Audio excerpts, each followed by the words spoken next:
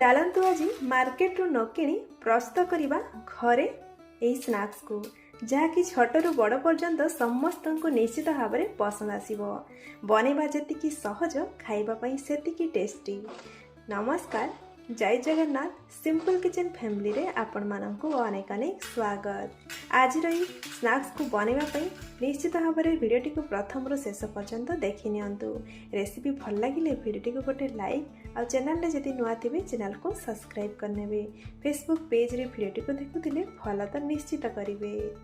प्रथम ये आम गोटे बाउल रे नहीं जिबा मक्का गुंड बा मक्का अटा आ से कप रे ही मापिकी ये मु आधा कप मैदा ऐड करुची। तो ये आपण मैदा बदल रे चूनार व्यवहार मध्य करि पारंती। तापर आम एथरे ऐड करदेवा हल्का कलर पई अल्प टिके हळदी गुंड। तापर आम एथरे देदेवा हाफ चामच रे लूण, 1/4 टीस्पून गोलमरीच गुंड। यही सब को दे प्रथमे आम सुकिला रे भल भाव रे मिसई नबा। तापर आम अल्प अल्प पानी ऐड करी यार गोटे डो प्रस्तुत करिबा।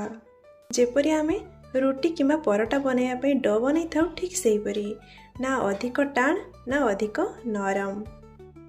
भल भाव रे मिक्स करिबा।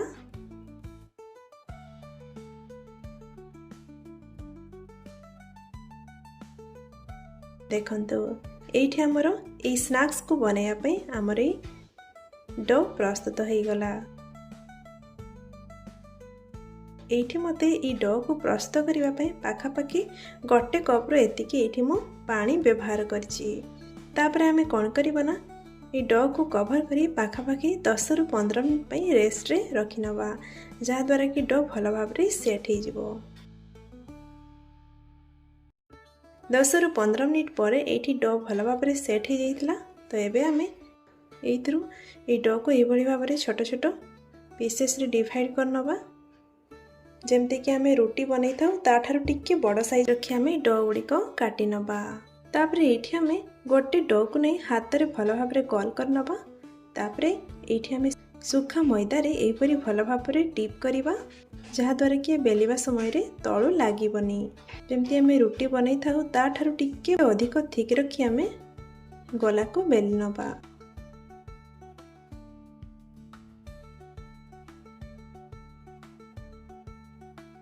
आपन को देखौछि हमर ए स्नैक्स को बनैया पे हमर ए रोटी रो थिकनेस केतिकी रहिबो।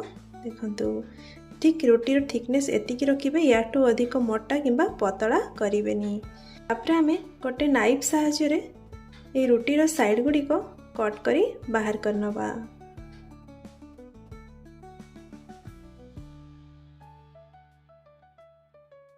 ए कटा हितबा पीसेस गुडी को इथरो बाहर करतबा।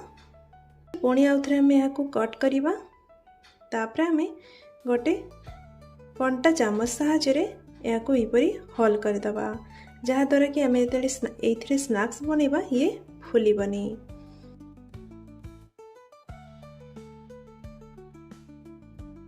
उठे ता ऊपर रखिबा एवं गोटे नाइफ साहाय्य आम यहाँ ट्रायंगल शेप दबा। तो ये आप आउ जे कौन शेप दे यही स्नैक्स को बन पारती। जेहेतु आम ये नाचोस रो शेप दौचे तेणु आम ये ट्रायंगल शेप रे कट करिबा। यही भली आम मझिरु पीसेस गुडी को अलग करी गोटे प्लेट रे रखि नबा।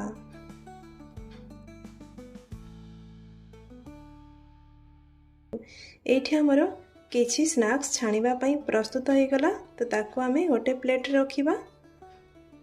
सेम प्रोसेस रे जेभली आमे रोटी बनै थाउ ठीक सेहीपरि बेली नबा एवं साइड गुडी को कट करी बाहर करतबा। एवं तापर आमे आउ थरे नाइफ सहायता रे मझिरु कट कर नबा एवं कंटा चामच सहायता रे एही भली भाव रे होल करिबा। तापर देखंतु पुणी नाइफ सहायता रे आमे ट्रायंगल शेप रे कट कर नबा एवं मझिरु अलगा करी गोटे गोटे पीस ने आमे प्लेट रे रखिबा। तो ये हमर ये स्नैक्स को छाणिबा पई कड़ाई रे नेछि किछि रिफाइन तेल को आम भल भाव गरम करवा। तेल गरम होला परे गैस रो फ्लेम को लो टू मीडियम रे रखी ए सब स्नैक्स गुडी को तेल रे दे दबा। तापर एपट सेपट करी स्नैक्स गुडी को फ्राई करवा। देखंतु जदि ये आपण गैस रो फ्लेम को हाई रे रखी ये स्नैक्स को फ्राई करेंगे। ये ऊपर जल्दी ब्राउन हो आउ क्रिस्पी किंवा कुरकुरे होगी आमर ये स्नैक्स बनी पारिबनी। तेणु ये गैस रो फ्लेम को लो टू मीडियम रे रखी किछि समय पर्यंत आमे आमर ये स्नैक्स हल्का लाइट ब्राउन कलर आसवा पर्यंत आम स्नैक्स गुड़ी को फ्राई करवा।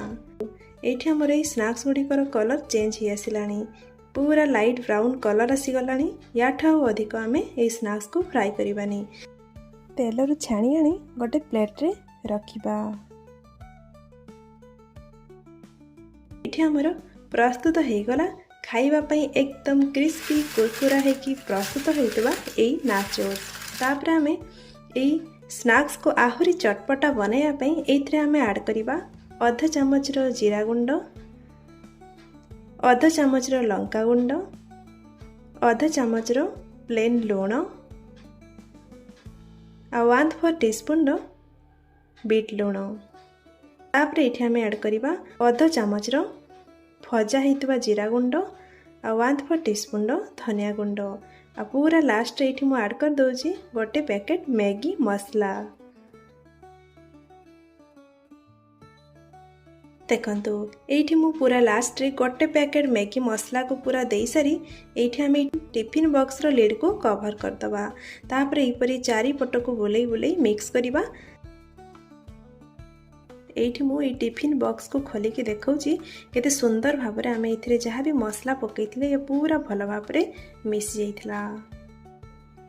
तो एठी हमर प्रस्तुत हो जाइथिला नाचोस। क्रिस्पी करारा एवं टेस्ट रे मध्य एकदम मार्केट परी ए नाचोस बा स्नैक्स प्रस्तुत होइथिला। निश्चित भाबरे थरे ए स्नैक्स को घरे आपण बनांतु, छुआ ठारू बड़ पर्यंत समस्त को निश्चित भाबरे पसंद आसीबो।